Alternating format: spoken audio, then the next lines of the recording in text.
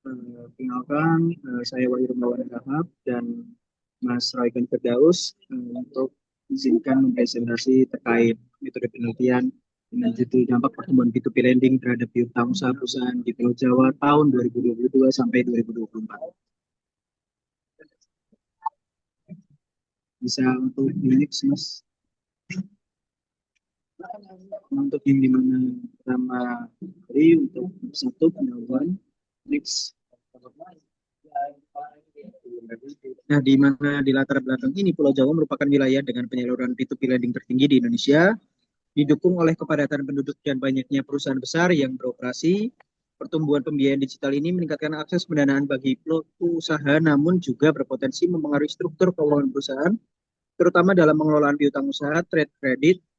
Perusahaan dapat mengubah kebijakan kreditnya, baik dengan mengurangi ketergantungan pada piutang maupun memperluas kredit dagang untuk mendorong penjualan. Oleh karena itu, penelitian ini dilakukan untuk menganalisis dampak pertumbuhan P2P lending terhadap piutang usaha perusahaan di Pulau Jawa selama periode 2022 sampai 2024. Next. Untuk rumusan masalahnya, berdasarkan latar belakang yang telah dijelaskan, maka rumusan masalah dalam penelitian ini itu apakah pertumbuhan P2P lending berpengaruh terhadap piutang usaha perusahaan di Pulau Jawa? Next. Tujuan penelitiannya menguji pengaruh pertumbuhan P2P lending terhadap piutang usaha perusahaan yang terdaftar di Bursa Efek Indonesia dan beroperasi di Pulau Jawa pada periode 2022 sampai 2024. Next. Untuk manfaat penelitian, secara untuk teoritis, hasil penelitian ini diharapkan dapat bermanfaat untuk menambah referensi, memberikan masukan, serta memperkaya konsep dan teori yang mendukung perkembangan ilmu pengetahuan, khususnya dalam bidang keuangan dan fintech. Dengan demikian, penelitian ini dapat membantu pemahaman yang lebih mendalam mengenai hubungan antara pertumbuhan P2P lending dan pengelolaan piutang usaha perusahaan di era digital. Untuk manfaat praktisnya, hasil penelitian ini diharapkan dapat digunakan sebagai bahan referensi bagi perusahaan dalam mengambil keputusan terkait pengelolaan piutang dan strategi pendanaan di tengah perkembangan P2P lending. Selain itu, penelitian ini juga diharapkan berguna bagi perusahaan teknologi finansial dan peneliti selanjutnya sebagai dasar pertimbangan dalam mengembangkan inovasi serta penelitian lebih lanjut mengenai pengaruh fintech terhadap kinerja dan struktur keuangan perusahaan. Next. Bab 2, tinjauan pustaka. Next.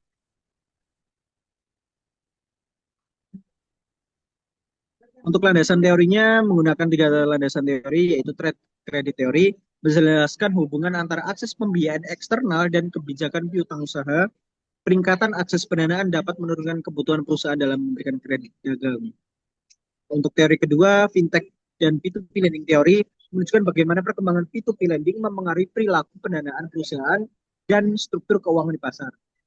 Untuk landasan teori yang ketiga, financial substitution channel menjelaskan bahwa P2P lending dapat menjadi substitusi bagi trade credit dalam pembiayaan jangka pendek. Menurut Det Ten Nguyen Ung Tao Tren dan Din Hong Betspan tahun 2025. Next.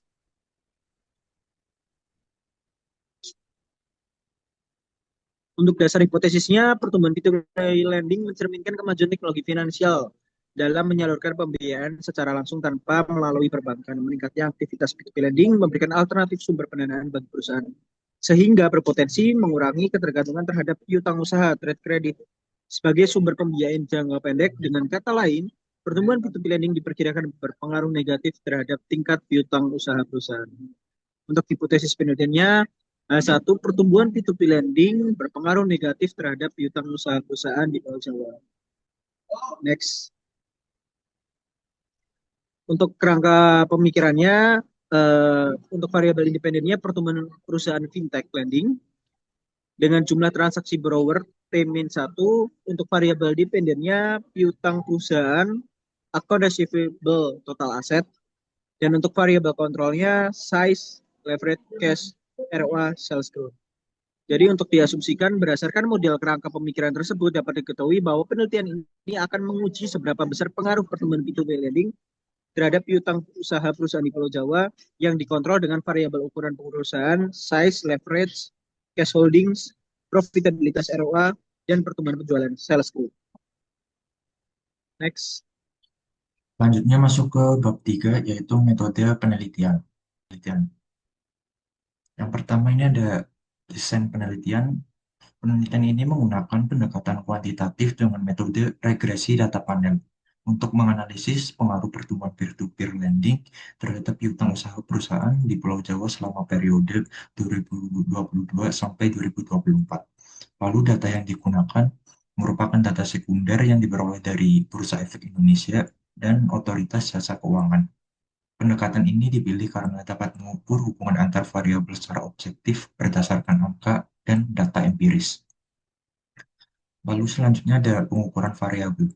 Variabel dependen yang bernama variabel piutang usaha dengan simbol TRAD di rumusnya yaitu menggunakan accounts receivable bagi total aset dengan satuan rasio. Sumber data berasal dari Bursa Saham Indonesia.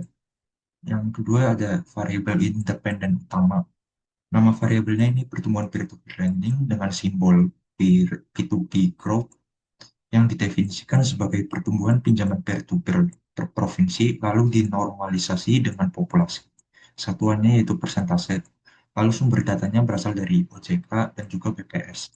Variabel kontrol terdapat 5 variabel yaitu ukuran perusahaan yang didefinisikan sebagai logaritma dari total aset.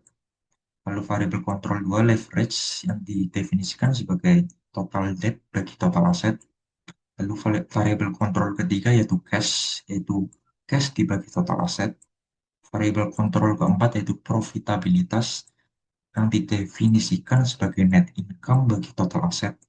Lalu variabel kontrol kelima yaitu growth, yaitu pertumbuhan penjualan yang didefinisikan sebagai logaritma penjualan dari suatu perusahaan.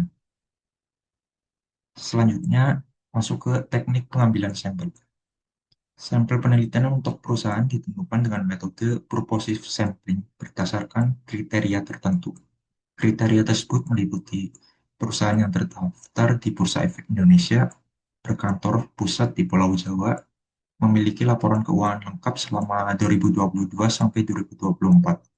Lalu yang terakhir, data variabel yang tersedia secara konsisten. Lalu data lain juga berasal dari OJK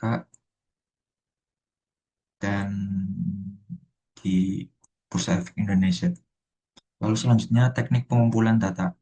Data penelitian diperoleh dari 3 sumber utama, yaitu laporan keuangan tahunan perusahaan publik diperoleh melalui situs Bursa Efek Indonesia pada periode 2022 sampai 2024. Lalu data pertumbuhan peer-to-peer lending diperoleh dari laporan statistik vintage lending yang diterbitkan oleh OJK. Periode data yang digunakan adalah 2021 sampai 2023.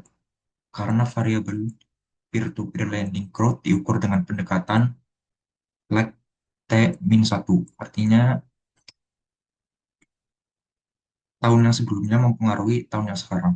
Lalu yang ketiga ini data populasi provinsi diperoleh dari Badan Pusat Statistik dan digunakan untuk menormalisasi nilai pinjaman peer-to-peer lending per provinsi. Seluruh data diolah menggunakan Microsoft Excel untuk perhitungan awal variabel. Lalu yang terakhir ini ada teknik analisis data. Analisis dilakukan menggunakan regresi data panel untuk menguji pengaruh pertumbuhan peer-to-peer lending terhadap piutang usaha. Model penelitian ini ditulis sebagai berikut. Lalu, analisis meliputi statistik deskriptif untuk menggambarkan karakteristik data, uji asumsi klasik untuk memastikan validitas model, serta uji regresi panel dengan pendekatan pooled, fixed, dan random effect.